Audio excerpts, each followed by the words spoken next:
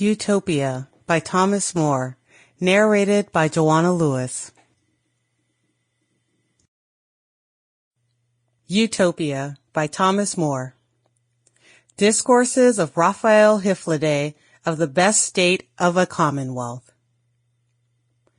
Henry VIII, the unconquered King of England, a prince adorned with all the virtues that become a great monarch, having some differences of no small consequence with Charles, the most sincere Prince of Castile, sent me into Flanders, as his ambassador, for treating and composing matters between them.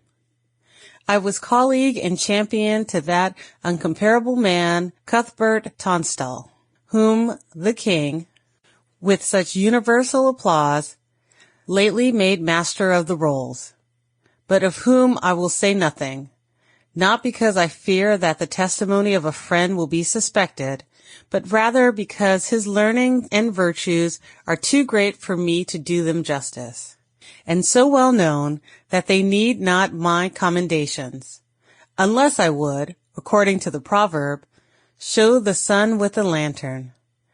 Those that were appointed by the prince to treat with us met us at Bruges according to the agreement. They were all worthy men. The Margrave of Bruges was their head, and the chief man among them. But that he was esteemed the wisest, and that spoke for the rest, was George Tmees, the provost of Castile. Both art and nature had concurred to make him eloquent. He was very learned in the law, and, as he had a great capacity, so, by a long practice in affairs, he was very dexterous at unraveling them.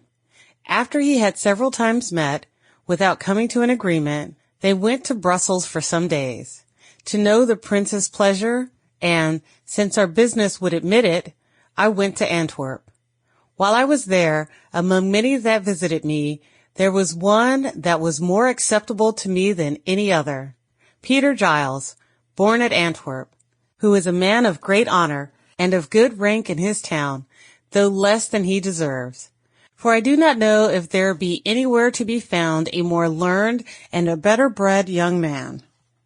For as he is both very worthy and a very knowing person, so is he so civil to all men, so particularly kind to his friends, and so full of candor and affection, that there is not, perhaps, above one or two anywhere to be found that is in all respects so perfect a friend. He is extraordinarily modest. There is no artifice in him, and yet no man has more of a prudent simplicity. His conversation was... Sample complete. Ready to continue?